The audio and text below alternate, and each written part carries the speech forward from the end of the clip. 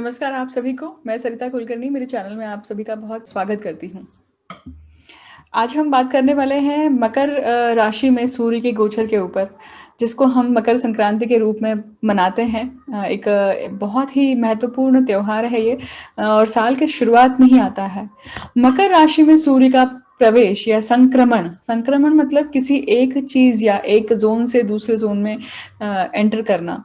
तो संक्रमण जो होता है वो काफी एक्चुअल देखा जाए तो काफी वल्नरेबल पीरियड होता है। हर महीने जब सूर्य राशि परिवर्तन करते हैं तो जो 14 तारीख होती है या जिस तारीख को वो प्रवेश कर रहे होते हैं एक राशि को छोड़कर दूसरी राशि में, वो दिन और उसके पिछले वाला और आगे वाला दिन काफी वल्नरेबल ही होता है। उसे संक्रांत दोष कह के भी बोला जाता है कि जब किसी बच्चे का जन्म उस पर्टिकुलर टाइम पीरियड पे होता है तो उसे संक्रांत का दोष लगता है और उस दोष के निवारण हेतु कुछ ना कुछ यत्न भी करने पड़ते हैं।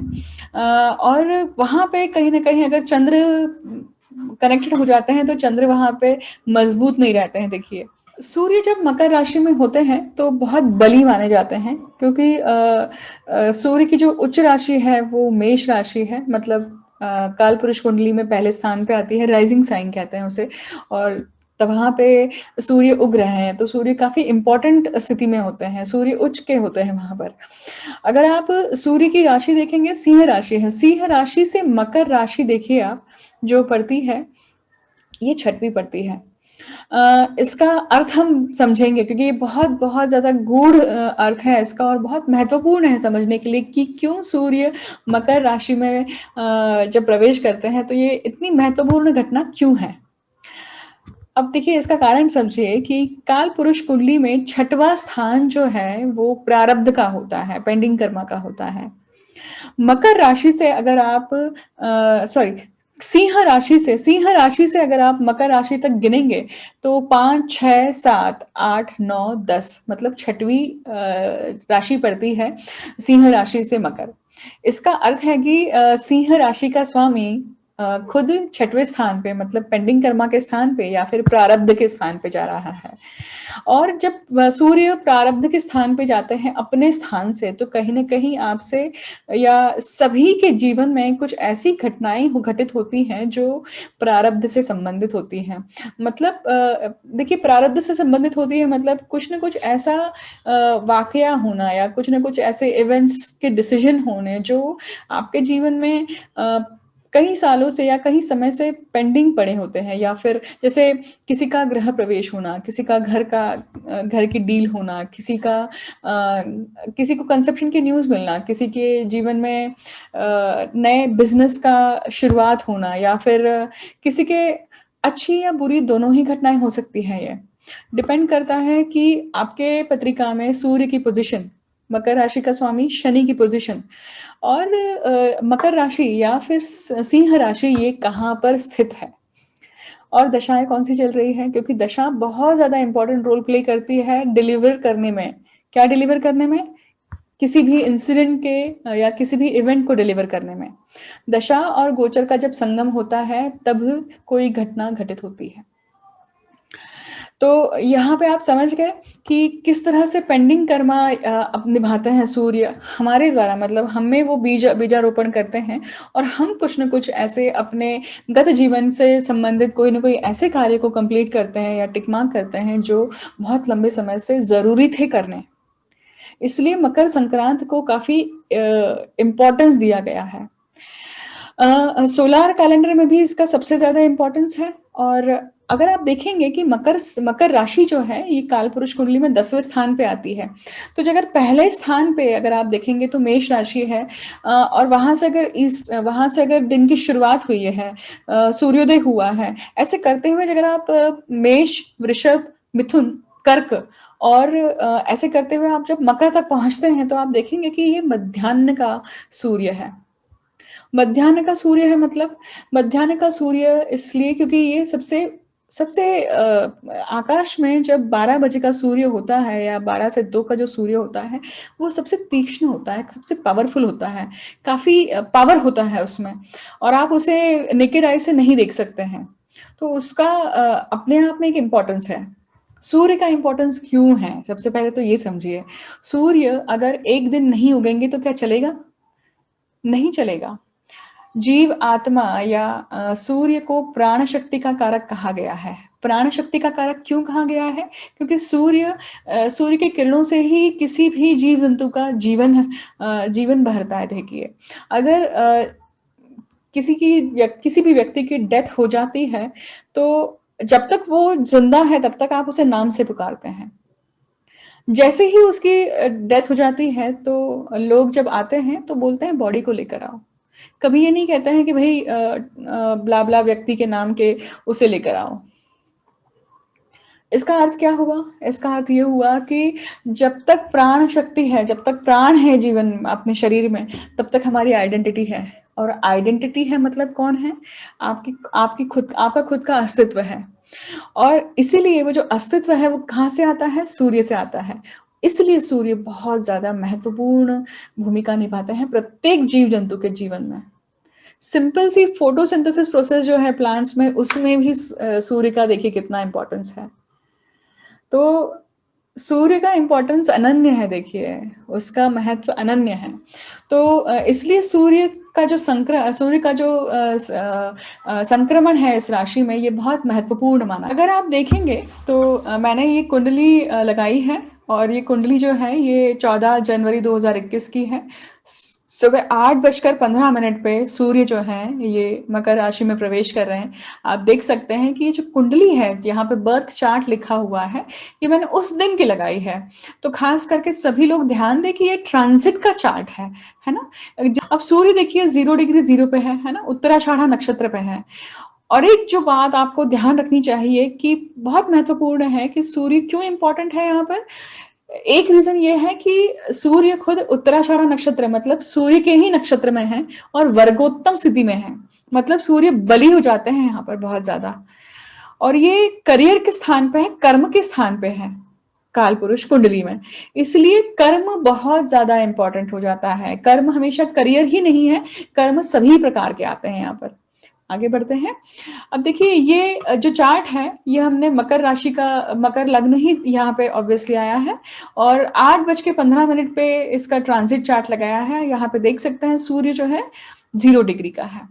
अब हम जानेंगे कि सूर्य के साथ में देखिए कौन कौन बैठे हुए हैं। सूर्य के साथ में शनि दिख रहे हैं आपको 9 डिग्री के, चंद्र दिख रहे हैं 11 डिग्री के, क्योंकि चंद्र भी उस दिन मकर राशि में ही है, श्रवण नक्षत्र के हैं। शनि उत्तराषाढ़ा नक्षत्र में है। गुरु जो है वो श्रवण नक्षत्र के हैं। बुध जो है वो श्रवण नक्षत्र के हैं। तो यहाँ पे 5 ग्रहों का संगम हो रहा है, इसलिए भी ये बहुत ज्यादा इंपॉर्टेंट है। जब एक चीज आप यहाँ पे समझिएगा कि जब 5 ग्रह एक साथ आते हैं, तो ये कहीं ना कहीं बहुत इम्पॉर्टेंट घटना हो सकती है। बट इसमें क्या आपको देखना चाहिए? मकर राशि है। देखिए, मकर राशि का स्वामी खुद शनि यहाँ पर है, इसलिए शनि इंपॉर्टेंट हो जाते हैं। शनि अपने ही घर के हैं। अपने घर पे जब मेहमान आ रहे हैं तो हमारी इंपॉर्टेंस, हमारी खुद की इंपॉर्टेंस होती है। क्यों? क्योंकि हम खुद उसे हॉस्पिटैलिटी देने में सक्षम होते हैं, या सब चीजें निभाने में सक्षम होते हैं। उसके साथ में कौन आए हैं? देखिए, चंद्र भी वहां पे है, मतलब मन, आपका इमोशंस भी जुड़ रहे हैं वहां पर। बुध है मतलब बुद्धि भी जुड़ रही है वहां पर। गुरु है मतलब कहीं ना कहीं आपके खर्चे या आपका कर्म भी जुड़ रहा है। या आप ये कह सकते हैं कि मतलब ये ट्रांजिट कुंडली के अनुसार कह रही हूं मैं, बट अगर आप कालपुरुष कुंडली के अनुसार कहें तो भाग्य जुड़ता है यहाँ पर। कहीं ना कहीं आपकी विजडम भी जुड़ रही है यहाँ पर। और शनि जुड़ रहे हैं। शनि का खुद मकर राशि के स्वामी है, मतलब कर्म पूरी तरह से जुड़ा हुआ है। और पांचवी जो राशि है जिसका स्वामी सूर्य है यहाँ पर। सूर्य मतलब आपका खुद का विल पावर, आपकी इच्छा शक्ति यहाँ पे जुड़ रही है मकर राशि में आकर। तो इतनी सब चीजें आकर जुड़ रही हैं, इसका अर्थ है कि कहीं ना कहीं सभी के लिए कुछ ना कुछ एक इम्पॉर्टेंट इवेंट लाने वाले हैं। अब आप देखिए कि मेष राशि के लिए सूर्य जो है, आप देखेंगे कि सूर्य यहाँ पे 10वें स्थान पे स्थित है ना। 10वें स्थान पे स्थित है। और यहाँ पे मेष राशि वालों के लिए या मेष लग्न वालों के लिए सूर्य जो है वो पंचम भाव के स्वामी है। पंचम भाव के स्वामी दशम भाव में जा रहे हैं। बच्चों के लिए हो सकता है कि थोड़ी डिफिकल्ट कंडीशन हो, क्योंकि यहाँ पे पंचम भाव से ये षष्ठ में जा रहे हैं, तो ये कहीं ना कहीं थोड़ा सा रोग या थोड़ा सा पेट से संबंधित या ज्वर से संबंधित कोई घटना उत्पन्न कर सकते हैं। अगर हम मेष जातक के लिए बात करें तो ये टाइम पीरियड आपके करियर के लिए बहुत इंपॉर्टेंट होगा। हो सकता है कि यहाँ पे कुछ एम्बिग्विटी भी फील करें आप, यहाँ पे कुछ आप कंफ्यूजन भी फील करें। चंद्र वहां पर है तो शुरुआत के 2-4 दिन जो हैं वो काफी इमोशनल जा सकते हैं करियर को लेकर, आपके ऑफिस के एनवायरनमेंट को लेकर, आपके बॉसेस को लेकर। अब वहां पे अथॉरिटी वाले लोग वहां पे आपको यहाँ पे प्रभावित करने वाले हैं, क्योंकि सूर्य वहां पे है और शनि भी वहीं पे है, तो कहीं ना कहीं फ्रिक्शन भी हो सकता है। आपके बॉसेस का आपके साथ में फ्रिक्शन हो सकता है। और बुद्धि का स्वामी मतलब 6वें भाव का स्वामी मतलब जॉब का स्वामी वहां पे है, और 3रे भाव का स्वामी मतलब आपके कर्म, आपका करेज वो भी वहां पर है। तो आइदर आप कुछ ऐसा करेंगे जिसके कारण आप लाइट में आए, आपका काम लाइट में आए, मतलब प्रकाश में आए, और हो सकता है कि वो प्रमोशन के लिए भी ठीक हो, वो हो सकता है कि आपका जॉब चेंज के लिए भी वो हो सकता है कि आप अपने भाई बहनों से संबंधित उनके जीवन में कुछ न कुछ घटनाएं आपके कारण घटित हो रही हो। तो ये अगर हम एक तरह से देखें तो सूर्य यहाँ पे बैठ के सप्तम दृष्टि जो है वो 4थे भाव को भी डाल रहे हैं। 4थे भाव को डालते हैं तो इसका अर्थ है कि ये कहीं ना कहीं आपके सुख को भी प्रभावित करने वाले हैं। एक चीज और ध्यान रखिए कि सूर्य जो है वो, सूर्य और चंद्र ये दोनों जो हैं ये प्रकाशमान पुंज बने गए हैं। तो ये जहां भी बैठते हैं ये प्रकाश डालते हैं उस जगह पर, उस भाव पे, उस भाव से संबंधित सभी चीजों को। तो मतलब अब यहाँ पे सूर्य दशम स्थान में बैठे हैं, इसलिए आपके करियर पे लाइट पड़ने वाला है। जो भी आप इतने समय से लाइमलाइट चाह रहे थे, पब्लिसिटी चाह रहे थे, तो हो सकता है कि ये समय है कि आप लाइट में आए, आपका काम लाइट में आए। 1 महीने का समय है ये, और 1 महीने के समय में काफी आपके जॉब से संबंधित, न्यू अपॉर्चुनिटीज से संबंधित, आपके आप अगर बिजनेस में हैं तो बिजनेस में आपके नए नए पैकेजिंग या मैन्युफैक्चरिंग या इनसे संबंधित कोई डिसीजन अगर आप लेने वाले हैं, या उसमें कुछ ना कुछ आपको एक नए रेवलेशंस मिल सकते हैं। वृषभ राशि या वृषभ लग्न में देखिए, यहाँ पे 2 नंबर है, 2 नंबर वृषभ राशि का है, जहां पे राहु और केतु स्थित है ना। वृषभ राशि में देखिए, वृषभ लग्न में या इस कुंडली में देखिए कि सिंह राशि जो है वो ये 4थे भाव में आती है। 4थे भाव का जो स्वामी है सूर्य, ये बैठा हुआ है 9वें भाव में। मतलब ये गोचर जो है ये आपकी माता के लिए कुछ थोड़ा सा डिफिकल्ट हो सकता है। डिफिकल्ट माने किस सेंस में, कहीं ना कहीं आपके माता की हेल्थ के लिए थोड़ा सा डिफिकल्ट हो सकता है। उनके पैरों से संबंधित, या फिर उनके पेट से संबंधित, या वेरिकोस वेन से संबंधित, या फिर अगर आप देखेंगे तो पिंडलियों से संबंधित कोई ना कोई यहाँ पे तकलीफ उन्हें हो सकती है। अगर है तो आप उस चीज के लिए प्रिकॉटिव रहिए। अब यहाँ पे भाग्य भाव में ये सारी चीजें हो रही हैं। पूरा जो जमावड़ा है इन सभी ग्रहों का, आप देखेंगे कि बुध, गुरु, चंद्र, शनि, सूर्य, तो ये 9वें भाव में है, मतलब आपके भाग्य भाव में स्थित है। आपको क्या करना है, आपको अपनी कुंडली में देखना है। अगर आप वृषभ लग्न के लोग हैं, यहाँ पे 10वीं राशि लिखी हुई है, ये 9वां भाव है। आप अपने अष्टक वर्ग में जाकर देखिए कि यहाँ पे बिंदु कितने हैं आपको। अगर ये बिंदु 28 के ऊपर है तो आपको इतनी चिंता की बात नहीं है। फिर आप प्रस्तारक वर्ग को देखिए, फिर उसमें देखिए कि इन सभी ग्रहों ने, मतलब बुध ने, गुरु ने, चंद्र ने, शनि ने, सूर्य ने, इन सभी ग्रहों ने मकर राशि में कितने बिंदु दिए हैं। उन बिंदुओं में सबसे ज्यादा कम जिसके बिंदु हैं, उस भाव से संबंधित कुछ ना कुछ डिफिकल्टी आएगी आपको। मतलब मान लीजिए अगर बुध ने आपको 2 ही बिंदु दिए हैं या 3 ही बिंदु दिए हैं, तो आपको देखना पड़ेगा कि आपका दूसरा भाव और 5वां भाव, मतलब दूसरा भाव धन भाव हुआ और 5वां भाव संतति का भाव हुआ, तो हो सकता है कि वृषभ लग्न के लोगों के लिए इससे संबंधित कुछ ना कुछ दिक्कतें आ सकती हैं। इसके विपरीत अगर आप देखेंगे कि बिंदु बहुत अच्छे हैं तो शुभ समाचार आ सकते हैं। अब देखिए नवम भाव में ये सारी चीजें हो रही हैं, तो हम क्या समझेंगे कि आपके पिता से संबंधित भी कुछ न कुछ घटनाएं घटित होंगी, आपके घर से संबंधित भी कुछ न कुछ घटनाएं घटित होंगी। पिता क्यों? क्योंकि नवम भाव से पिता को देखा जाता है, आपके अब्रॉड ट्रैवल को देखा जाता है, तो अब्रॉड जाने की संभावनाएं दिखाई देती है, वीजा के इश्यू रिजॉल्व होने की, या वीजा से संबंधित कुछ न कुछ इंपॉर्टेंट मैटर या डिस्क्लोज हो सकता है यहाँ पर। ये हो सकता है कि अगर आप कहीं जा रहे हैं, ट्रैवल करने वाले हैं, तो वो ट्रैवल आपका रद्द होकर पोस्टपोन होते हुए भी दिखाई दे सकता है देखिए, या फिर जो लोग बाहर हैं वो इंडिया आने की संभावनाएं भी दिखाई देती है। इसमें और एक चीज ध्यान रखिए कि मंगल जो है वो 12वें भाव में स्थित है, अपने ही राशि के हैं, मूल त्रिकोण राशि के हैं, तो ये बड़ा स्ट्रांग योग हो जाता है आपका माइग्रेट होने का। तो जो लोग माइग्रेट होना चाहते हैं, रिलोकेशन करना चाह रहे हैं बाहर के देशों में, उनके लिए भी ये बहुत अच्छा टाइम पीरियड है। अगर हम स्टूडेंट्स के लिए बात करें तो स्टूडेंट्स के लिए भी बहुत इंपॉर्टेंट है, क्योंकि चौथा भाव जो है एजुकेशन का है, और एजुकेशन का स्वामी जो है वो नवम भाव में आके बैठा है। इसका अर्थ है कि आप फर्दर स्टडीज के लिए, एमएस के लिए कहीं बाहर जाएंगे, या रिसर्च के लिए भी आप बाहर जा सकते हैं। मिथुन राशि के लिए आप देखिए कि ये जो संपूर्ण गोचर है ये हो रहा है इनके 8वें भाव में। 8वां भाव जो है वो पैतृक संपत्ति को, 8वां भाव जो है वो आपके सभी प्रकार के ऐसे इमोशंस जो आपने अभी तक हैंडल नहीं करे हैं, या बचपन से आपने इन सभी इमोशंस को जो है वो काफी दबा के रखा हुआ है, अटेंड नहीं किया है, उन सभी इमोशंस को ये उफान भर के आएगा, क्योंकि बहुत सारे ग्रह यहाँ पर मौजूद हैं, बुध, गुरु, शनि, चंद्र और सूर्य। और आप देखिए कि सूर्य इस पत्रिका में 3रे भाव का स्वामी है। तो मिथुन लग्न के जातकों के लिए आप देखेंगे कि जो गोचर है ये उनके लिए सिबलिंग से संबंधित कुछ ना कुछ बहुत इंपॉर्टेंट घटनाएं लेके आ सकता है, क्योंकि सिबलिंग्स की तबीयत यहाँ पे भी खराब होने के चांसेस भी दिखाई देते हैं। अष्टम भाव में है तो कुछ ना कुछ आपके भाई बहनों से संबंधित कोई ऐसी घटना या ऐसी डिसीज सामने आ सकती है जो थोड़ी लॉन्ग टर्म चल सकती है, इसकी भी संभावना है, परंतु ये ट्रीटेबल रहेगी, क्योंकि गुरु भी है और शनि अपने भाव का यहाँ पे स्वामी है, इसलिए ये अच्छी न्यूज है एक तरह से। अगर होती भी है, डायग्नोसिस मिलता भी है, तो भी आपको कहीं ना कहीं इसका सॉल्यूशन मिल सकता है। अब देखिए 8वां भाव जो है बिजनेस के हिसाब से आप देखिए कि ये कहीं ना कहीं आपके 7वें भाव से दूसरा है, तो ये कैपिटल के लिए अच्छा है, आपका पार्टनर यहाँ पे कुछ ना कुछ कैपिटल लेके आएगा।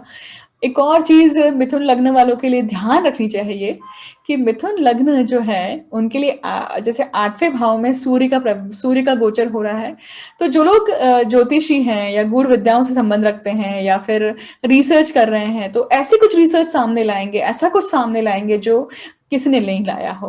तो चाहे फिर वो आपका रिसर्च हो सकता है, चाहे फिर आपकी आर्टिकल्स हो सकते हैं, राइटिंग वर्क हो सकता है, या फिर आपकी बुक हो सकती है, या फिर आपका कोई बाहर जाने का संबंध भी हो सकता है, अब्रॉड ट्रैवल हो सकती है। 8वां भाव देखिए ये स्कैंडल्स का भी है, सूर्य है तो सूर्य प्रकाश डालेंगे उस पर, क्योंकि जहां पे सूर्य बैठेंगे वो वहां पे प्रकाश डाल देते हैं, उस भाव को उजागर कर देते हैं। तो अगर आपने आपके हाथ से कुछ गलत काम हुए हैं, तो यहाँ पे हो सकता है कि ये चीज सामने आने की संभावनाएं दिखाई देती है। परंतु गुरु का गोचर है, तो अगर आप पश्चाताप करते हैं और उसे हैंडल करने की कोशिश करेंगे तो ये सवर भी सकता है देखिए। क्योंकि आप देखिए कि इन सभी ग्रहों से राहु जो है वो पंचम में बैठे हुए हैं, त्रिकोण में बैठे हुए हैं। तो राहु जो त्रिकोण में बैठे हुए हैं तो ये योग दिखाते हैं कि आप बाहर भी जा सकते हैं, आप अब्रॉड ट्रैवल भी कर सकते हैं। बिजनेस के लिए बहुत अच्छा है ये, क्योंकि बिजनेस के लिए ये सप्तम भाव से दूसरा भाव है, तो ये एक बहुत इंपॉर्टेंट घटना लाता है, आप काफी मेजर डिसीजन लेंगे। सूर्य यहाँ बैठ के दूसरी भाव को देख रहे हैं, तो आप आइदर तीखा खाएंगे, तीखा खाने की वजह से कुछ प्रॉब्लम हो सकती है, तो खास करके ध्यान रखिए कि तीखा नहीं खाना है। आपको खुद को अपने हेल्थ का भी ध्यान देना है, क्योंकि ये जो पूरा महीना है ये कहीं ना कहीं कुछ एक्सीडेंट्स को भी दिखाता है बहुत सारे, क्योंकि यहाँ पे बहुत सारे ग्रह हैं, तो ये ग्रह कहीं ना कहीं अपने आप में कंफर्टेबल भी नहीं है पूरी तरह से, क्योंकि शनि और सूर्य साथ में बैठे हुए, तो वो ये घटना कोई बहुत अच्छी नहीं है। तो आपको ध्यान देना है कि प्रिकॉटिव रहिए, ऐसा कोई भी निर्णय मत लीजिए जो आपने जिसके बारे में आपने थरोली सोचा नहीं हो, है ना? ये बहुत ज़रूरी है। पैतृक संपत्ति से संबंधित कुछ न कुछ डिसीजन मेकिंग हो सकती है, कुछ न कुछ आपको मिल सकता है या फिर यहाँ पे नए जॉब की भी अब बात करते हैं कर्क लग्न के लिए। देखिए कर्क लग्न के लिए आप देखेंगे कि सूर्य जो है ये दूसरे भाव के स्वामी हैं। दूसरा भाव आपके धन का है, आपके कुटुंब का है, आपके वाचा का है, आपके खान-पान का है। तो उस भाव का स्वामी सप्तम भाव में गया है, तो सप्तम भाव आपके पार्टनर का है, आपके बिज़नेस का है और ये बहुत नाज़ुक समय है कर्क लग्न वालों के लिए कि आप अपने पति से या फिर आप अपने पत्नी से, स्पाउस से बना के रखें। अगर यहाँ पे नहीं बन रही हैं, तो आपको थोड़ी शांति लेनी है, थोड़ी शांति से आपको काम करना है। क्यों? क्योंकि आपकी वाचा से आप अपने स्पाउस को या उनको हर्ट कर सकते हैं। बिल्कुल 100% संभावना यहाँ पे दिखाई देती है। ऊपर से जब तक खास करके सूर्य उत्तराषाढ़ा नक्षत्र में चल रहे हैं, तब तक तो डेफिनेटली ये चीज़ होने की संभावना है। ऑलरेडी हो भी रहा होगा, आप देख रहे होंगे कि ये चीज़ चल रही होगी आपके साथ में। तो इस चीज़ का खास करके ध्यान दीजिए। दूसरी बात आपको ध्यान देना है कि इवन आपके बिज़नेस में भी आपको ऐसा कोई भी काम नहीं करना है या ऐसा कोई भी डिसीजन नहीं लेना है जिसके कारण या आपके वाणी के कारण चीज़ें बिगड़ सकती हैं। क्योंकि यहाँ पे करियर का स्वामी जो है, मतलब आपके 10वें भाव का स्वामी जो है 10वें स्थान में ही स्थित है और राहु यहाँ पे ग्रोथ हाउस में, मतलब उपचय स्थान में बैठे हुए हैं। तो ये एक तरह से आपके काम के लिए बहुत बढ़िया है। जो लोग प्रोफेशन में होंगे उनके लिए बहुत अच्छा समय है ये।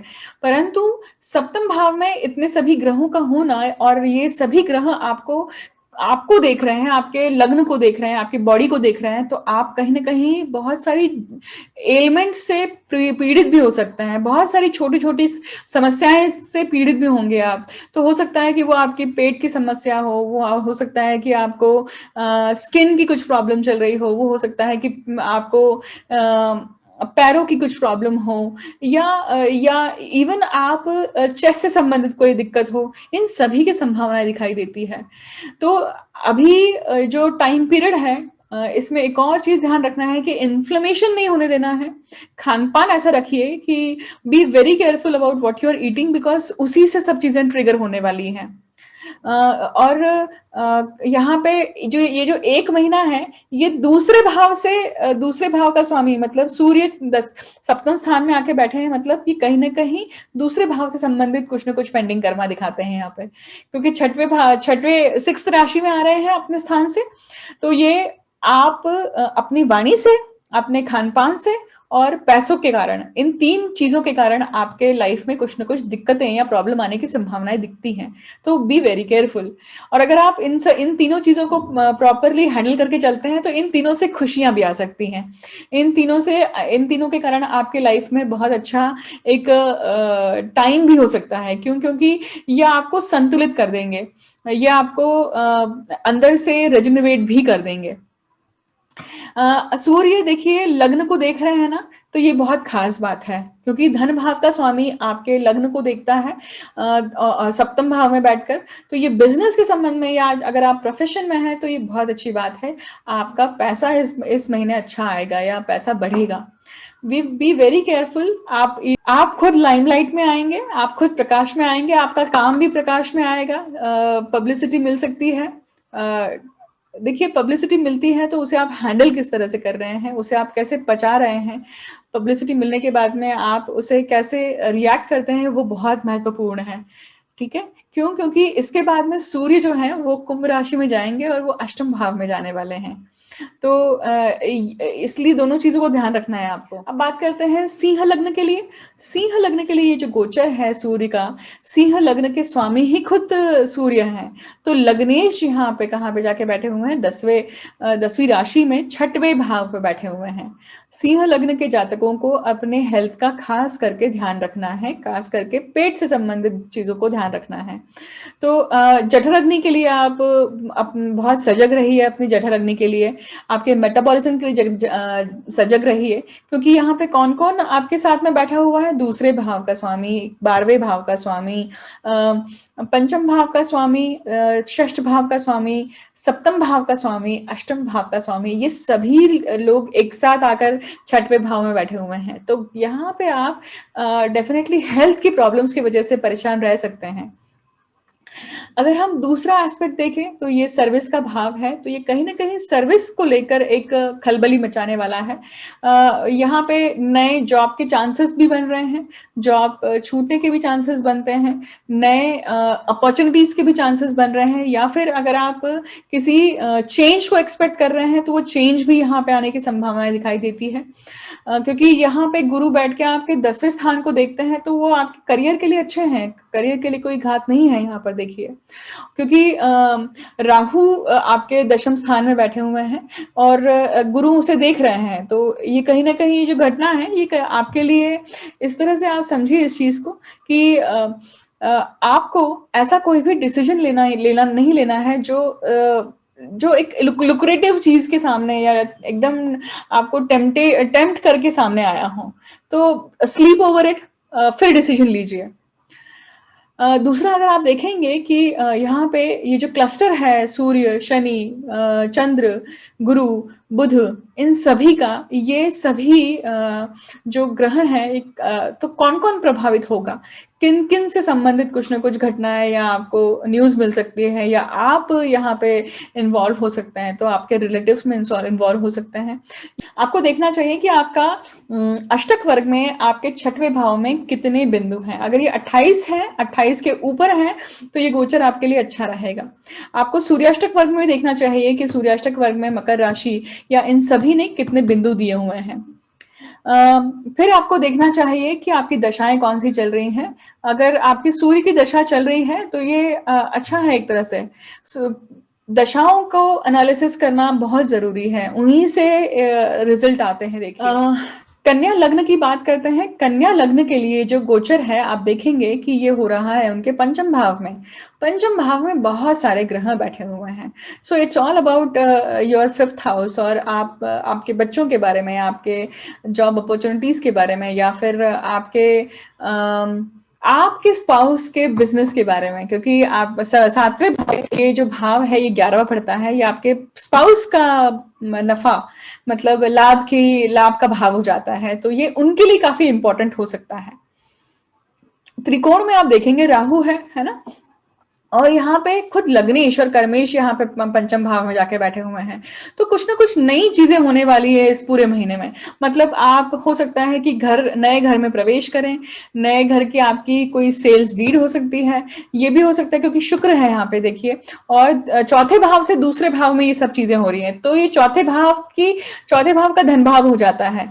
इसलिए कहीं ना कहीं आपके प्रॉपर्टी से संबंधित, आपके व्हीकल से संबंधित घटनाएं घटित होंगी, या फिर आपके माता से संबंधित भी हो सकती है कि उनके दांतों में या फिर उनकी आंखों में कुछ प्रॉब्लम आए, इसकी भी संभावनाएं बन सकती है। देखिए बच्चों को लेकर स्ट्रेस मत रहिए, बच्चों को प्रॉपर टाइम दीजिए, क्योंकि उनके साथ आप टाइम स्पेंड करेंगे वही आंसर है। Maybe they are cranky because you are not spending good time with them, so try to balance out that area also. सूर्य यहाँ पे बैठ के आपके लाभ भाव को देख रहे हैं। स्वामी किस भाव के हैं? 12वें भाव के हैं, तो ये खर्चा दिखाते हैं एक्चुअली कन्या लग्न में। कन्या लग्न में सूर्य जो है वो खर्चे के भाव के स्वामी है, और ये पंचम भाव में आ रहे हैं। मतलब ये पंचम भाव में आ रहे हैं, तो देखिए एक तो ये मैंने पहले ही कहा कि ये प्रॉपर्टी से संबंधित, व्हीकल से संबंधित खर्चा करवाएंगे, या ये आपको बच्चों के संबंधित खर्चा करवाएंगे, और ये आपके लाभ को देख रहे हैं। इसका अर्थ है कि ये सब कुछ जो है ये लॉन्ग टर्म आपके भलाई के लिए हो रहा है, इन्वेस्टमेंट के लिए हो रहा है। तो एक तरह से आप देखेंगे कि सूर्य का गोचर जो है ये पूरी तरह से कन्या लग्न के लिए ये काफी नई अपॉर्चुनिटीज या कई काफी नई चीजें दिखा रहा है। तुला लग्न के लिए बात करते हैं। तुला लग्न के लिए लाभ भाव का स्वामी सूर्य ये बैठा हुआ है चौथे भाव में। तो चौथे भाव में बैठा हुआ है, इसका मतलब आपके आपके आपके जो बड़े सिबलिंग्स हैं, आपके बड़े भाई या बहन हैं, उनकी हेल्थ से संबंधित कुछ ना कुछ घटनाएं घटित हो सकती हैं। आपको खास करके अपने कान का ध्यान देना चाहिए। कानों की अगर कुछ डिसीज चल रही है तो उसे बिल्कुल इग्नोर मत करिए। उससे संबंधित अगर कोई टेस्ट करनी है वो जरूर करवाइए, उसका निदान पाइए। चौथे भाव में ये सब चीजें हो रहा है, मतलब अगेन तुला राशि के लिए या तुला लग्न के लिए आप देखेंगे कि ये जो पूरा 1 महीना है, it's all about your home happiness, या आपके प्रॉपर्टी, आपके व्हीकल से संबंधित कुछ ना कुछ घटनाएं घटित होने वाली हैं। इंपॉर्टेंट डिसीजन लेने वाले हैं आप। आइदर आप घर बदलेंगे या घर नया लेंगे, या तो आप अपने करियर में कुछ ना कुछ चेंजेस लाएंगे, या फिर आप ये हो सकता है कि या फिर अब ये हो सकता है कि आप कहीं ना कहीं अपना अपना घर भी बेच रहे होंगे, या फिर अपनी माता से संबंधित भी कुछ न कुछ घटनाएं, यहाँ पे इंपॉर्टेंट घटना होने के चांसेस हैं। इन सभी में से कोई एक मेजर तौर पे भी हो जाता है तो भी बाकी जो चीजें हैं ये साइड हो सकती हैं। क्योंकि सूर्य यहाँ बैठ के कहाँ देख रहे हैं, दशम भाव को देख रहे हैं। तो ये आपके करियर को, मतलब आपने हो सकता है कि तुला लग्न के जो लोग हैं या तुला राशि के जो लोग हैं उनको कुछ अवार्ड भी मिला हो, कुछ एक्सीलेंस का अवार्ड मिला हो, क्योंकि वर्क फ्रॉम आप कर रहे होंगे। तो आपने जो भी काम किया है, आपने जो भी अपना एफर्ट्स लगाए हैं, वो उजागर होकर आपको रिवॉर्ड मिले होंगे उसके, या रिवॉर्ड मिलने के चांसेस यहाँ पे दिखाई देते हैं।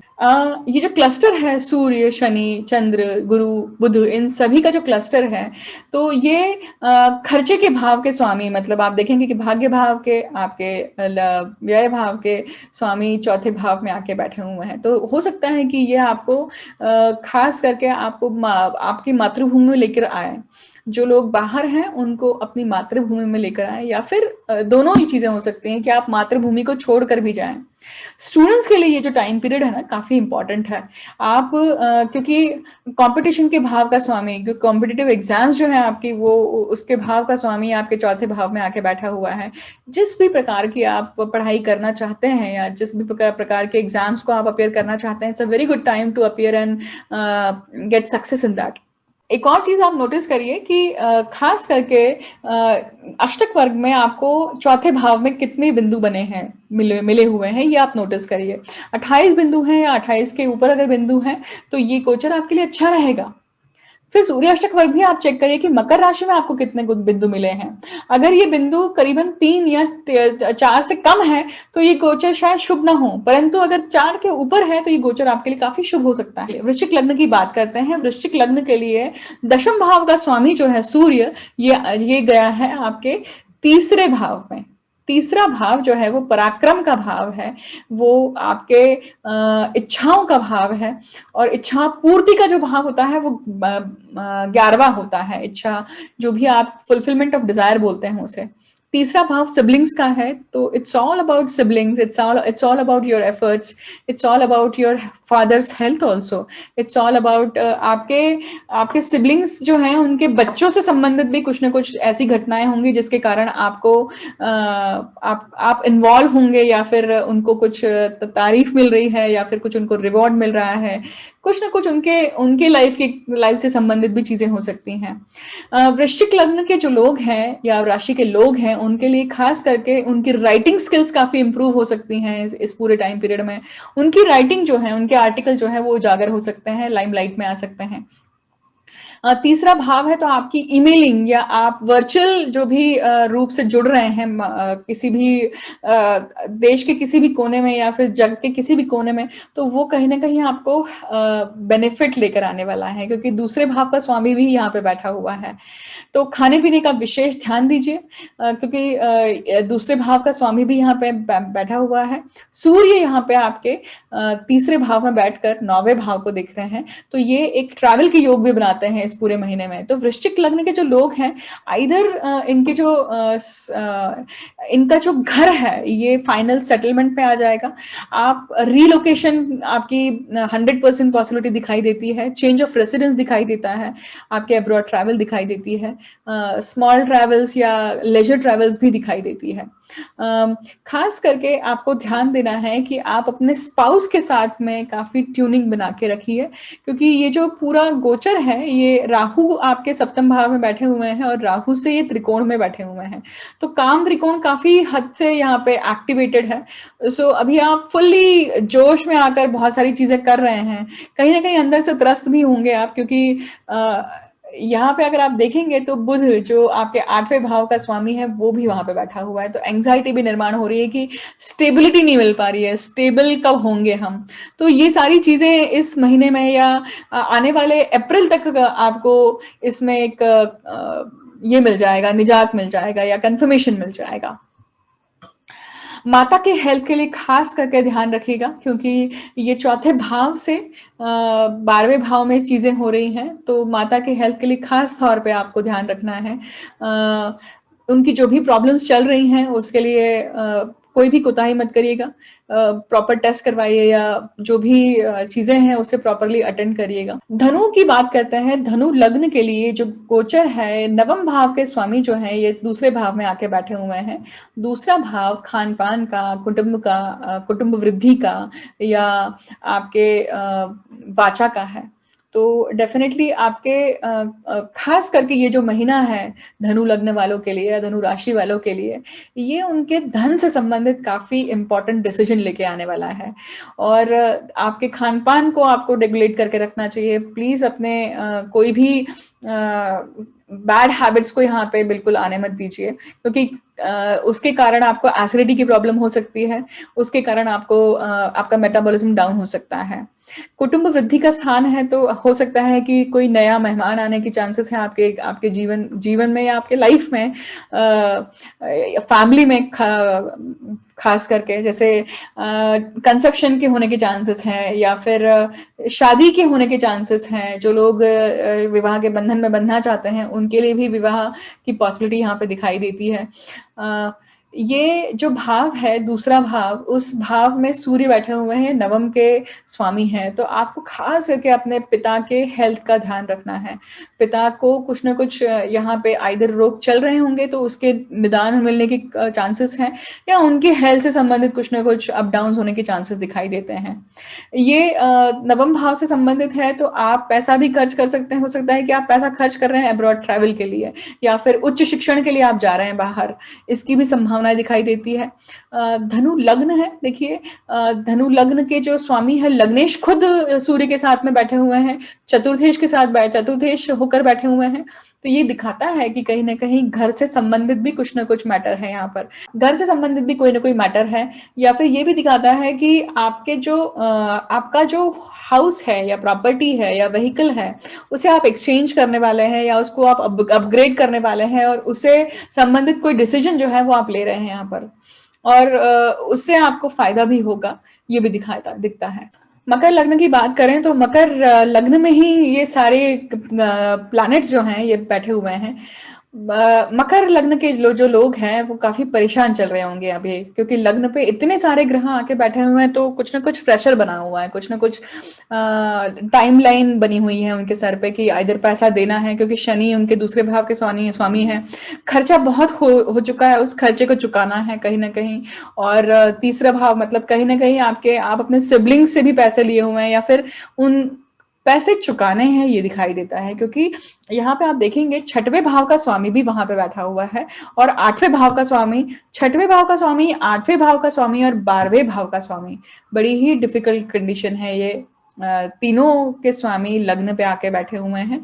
तो मकर राशि के लिए ये गोचर जो है काफी प्रेशर वाला है एक्चुअली देखा जाए तो, परंतु आप यहाँ पे चिंता नहीं करिए। सूर्य यहाँ पे आके बैठे हुए हैं, और खुद गुरु यहाँ पे बैठे हुए हैं। मकर के स्वामी खुद शनि यहाँ पे बैठे हुए हैं। तो ये संक्रांत के बाद में 2-4 दिनों के बाद में कुछ ना कुछ आपके सामने रिजल्ट लेकर आएंगे, कुछ ना कुछ यहाँ पे एक नया सोल्यूशन लेके आएंगे। 8वें भाव का स्वामी लग्न में बैठा हुआ है, तो ये दिखाता है कि कुछ ना कुछ पैसों की अरेंजमेंट भी हो जाएगी, या पैतृक संपत्ति, आपके पिता से आपको कुछ धन मिलेगा यहाँ पे, या जो भी चीजों में आप अटके हुए हैं उसको पार करने के लिए आपके पिता आगे बढ़कर आपको हेल्प करेंगे, ये दिखाई देता है। मकर लग्न के लिए। मकर लग्न आप एक और चीज कर सकते हैं कि देखिए कि आपकी पत्रिका में अष्टक वर्ग में मकर राशि में कितने बिंदु हैं। 28 के ऊपर अगर बिंदु हैं तो ये गोचर आपके लिए अच्छा रहेगा। अगर 28 से कम उत्तरोत्तर अगर कम होते जा रहे हैं, मतलब 26 है, 24 है, 22 है, तो ये गोचर डिफिकल्ट है। डिपेंड करता है कि आपकी दशा कौन सी चल रही है। देखिए, एक और चीज समझिएगा, सिर्फ इतना ही इंपॉर्टेंट नहीं है, बहुत सारे पैरामीटर्स हैं। ये सभी 5 ग्रह जो है, उन्होंने कितने कितने कितने बिंदु दिए हैं मकर राशि में, उसमें से सबसे कम जिसने दिए हैं शायद उसी से प्रॉब्लम हो। बाकी ग्रहों ने अगर बिंदु अच्छे दिए हैं तो वो उठा देगा आपको, वो आपके लिए सोल्यूशन लेके आ जाएंगे। तो ये डिपेंड करता है कि आपकी पत्रिका में ये क्या मैटर चल रहा है पर्सनली, ये जो सभी ग्रह हैं ये कहाँ बैठे हुए हैं, आपकी दशा कौन सी चल रही है। ये बिना किसी के मतलब ये जो प्रेडिक्शन है ये नॉर्मल या जनरल लेवल पे है, आपकी पत्रिका इंडिविजुअल है। देखिए, तो इंडिविजुअली देखना बहुत जरूरी हो जाता है, बट ये सिर्फ एक पॉसिबिलिटीज बन रही हैं। देखिए, इसलिए ये पूरा मामला जो है ये उनके 12वें भाव में हो रहा है। मतलब कुंभ लग्न जो है, कुंभ लग्न में देखिए आपके सप्तम भाव का स्वामी सूर्य ये आपके 12वें भाव में है। सप्तमेश जो है सूर्य वो आपके 12वें भाव में है, और 12वां भाव जो है वो खर्चे का है। खर्चे के भाव में बहुत सारे ग्रह आके बैठे हुए हैं। इसका मतलब है कि खर्चा इन इन संबंधित होगा। या फिर आप फॉरेन में मूव करेंगे, या फिर आप फॉरेन में या फिर आपके फैमिली मेंबर सहित आप आइदर आप किसी प्रॉब्लम से जूझ रहे हैं, हॉस्पिटलाइजेशन के इश्यू से जूझ रहे हैं, कहीं ना कहीं इस तरह का इस जगह पे पैसा खर्च हो रहा है। सूर्य है तो ये बिजनेस, अगर आप बिजनेस के पॉइंट ऑफ व्यू से देखेंगे तो बिजनेस के पॉइंट ऑफ व्यू से काफी इंपॉर्टेंट टाइम है ये। क्यों? क्योंकि खुद सप्तमेश यहाँ पे 12वें भाव में जाके बैठा हुआ है, जो कि दशमेश से तीसरा है। तो ये आपके बिजनेस से तीसरा, मतलब आपके कर्म से तीसरा है। तो यहाँ पे आप कुछ ना कुछ इंपॉर्टेंट डिसीजन लेने वाले हैं। इंपॉर्टेंट डिसीजन जो आपके बिजनेस से संबंधित है, और जो बिजनेस को एक्सपैंड भी कर सकते हैं, या फिर आपको काफी एक नई ऊंचाइयों पर भी लेके जा सकते हैं। यहाँ पे आप देखेंगे कि 6वें भाव का स्वामी, 8वें भाव का स्वामी, 12वें भाव का स्वामी, ये सभी 12वें भाव में आके बैठे हुए हैं। तो कुंभ लग्न के लिए भी ये गोचर जो है थोड़ा डिफिकल्ट दिखाई देता है। सूर्य यहाँ पे आकर प्रकाश डालते हैं उन सभी चीजों पे जो चीजें आपने अभी तक अटेंड नहीं करी हैं, उनको आपको अब बिल्कुल हाई प्रायोरिटी पे करना पड़ेगा। एक और चीज देखिए, ये जो 12वां भाव है ये आपके स्पाउस का प्रारब्ध का भाव है। ये आपके आपके बिजनेस का भी प्रारब्ध का भाव है। तो कुछ ऐसे डिसीजंस होंगे, कुछ ऐसी चीजें होंगी जिसके जो जो आप डेस्टिनी पैटर्न कह के आप बोल सकते हैं कि ये करना पड़ा उस समय ऐसा। तो ये एक समय ऐसा है जो थोड़ा सा हेल्पलेस वाली फीलिंग भी दे सकता है, या फिर आप बाध्य हो जाते हैं उस चीज को करने के लिए, उस डिसीजन को लेने के लिए, ये दिखाई देता है। देखिए, एक और चीज बहुत इंपॉर्टेंट ध्यान रखिए, कुंभ लग्न के लोग अपनी पत्रिका को ओपन करके देखिए और देखिए कि अष्टक वर्ग में आपको मकर राशि में, मतलब 12वें भाव में कितने बिंदु मिले हुए हैं। अगर आपको 28 के ऊपर बिंदु मिले हैं तो ये गोचर आपके लिए अच्छा हो सकता है। फिर आप सेकेंड लेवल पे ये भी देख सकते हैं कि इन सभी ग्रहों ने आपको मकर राशि में कितने बिंदु दिए हैं। जिस भी ग्रह ने कम बिंदु दिए हैं उसकी तरफ से कुछ ना कुछ दिक्कत आ सकती है।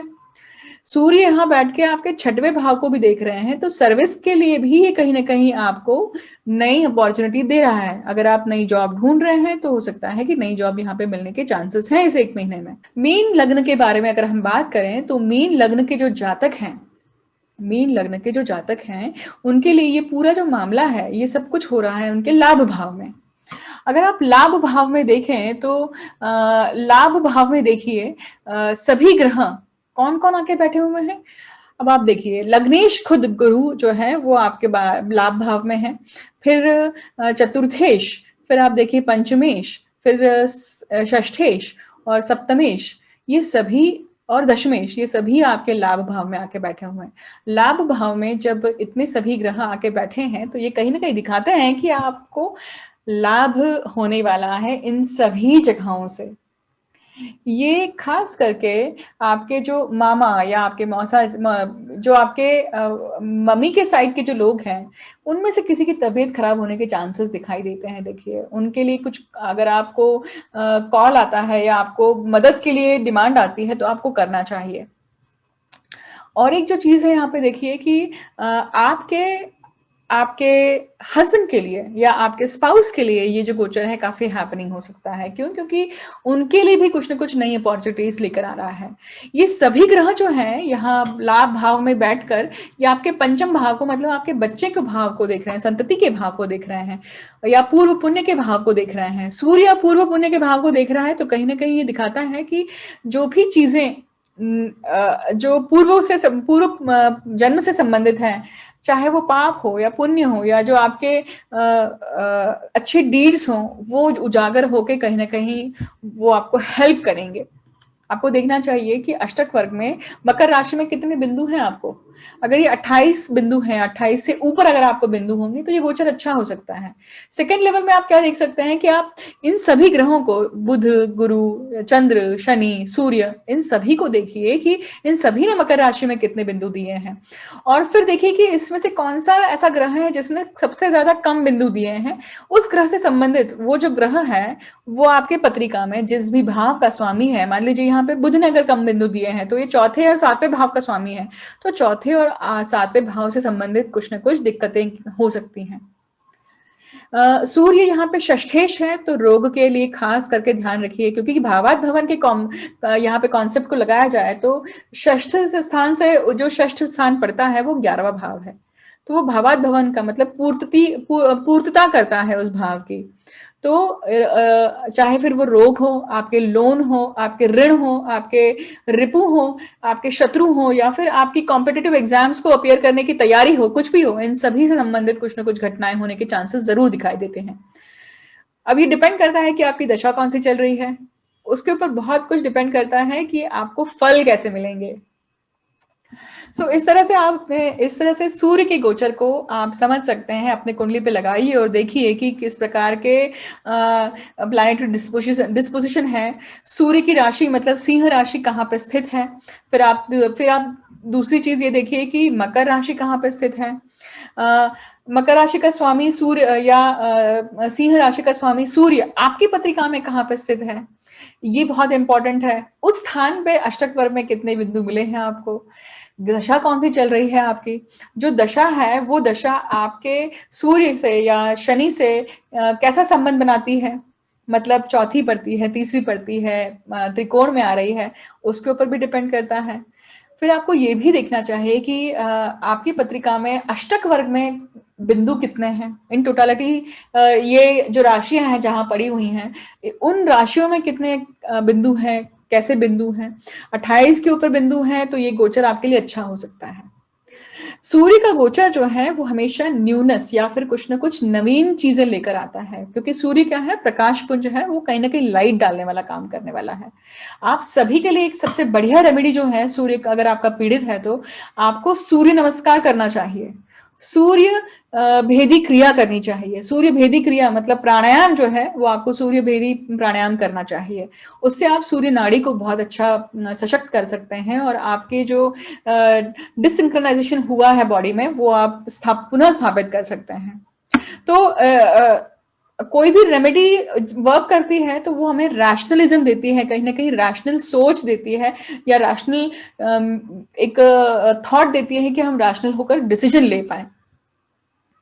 तो इन टोटालिटी आप इस प्रकार के रेमेडी करके पीड़ित सूर्य को भी अच्छा कर सकते हैं। और एक अगर मैं रेमेडी आपको बताऊं कि आप किस प्रकार से सूर्य को अच्छा कर सकते हैं, तो सूर्य सभी अथॉरिटी के लोग हैं। देखिए सरकार जो है वो भी सूर्य से देखी जाती है। तो जितनी भी सरकारी चीजें हैं, जैसे ट्रैफिक सिस्टम है, ट्रैफिक सिग्नल है, या फिर कोई भी सरकारी ऑफिस है, सरकारी लोग हैं, अथॉरिटी वाले लोग जो हैं साइन करने वाले, या आपके पिता तुल्य जो लोग हैं आपके फैमिली के या जो भी, उन सभी को सम्मान दीजिए। उन सभी को अगर आप सम्मान देंगे तो कहीं ना कहीं आप सूर्य की एनर्जी को रिस्पेक्ट कर रहे हैं, और सूर्य की एनर्जी को रिस्पेक्ट आप जब करते हैं तो वो सूर्य की एनर्जी आपकी जो बॉडी में जो उसकी रेज हैं वो सिंक्रोनाइज होंगी, वो बैलेंस होंगे। आपको जो भी अनुभव आते हैं तो आप ज़रूर इस वीडियो के कमेंट सेक्शन में शेयर कीजिएगा, और आपको जो भी क्वेश्चन आते हैं वो भी आप मेंशन कर सकते हैं। मैं पूरी कोशिश करूंगी कि आपको जवाब दे पाऊँ। अगर आपको ये वीडियो अच्छा लगता है तो इसे ज़्यादा से ज़्यादा शेयर करिए और सब्सक्राइब करिए चैनल को, ताकि आपको आगे आने वाले नोटिफिकेशन मिल सके नए वीडियोस के। मुझे अंत तक सुनने के लिए बहुत धन्यवाद।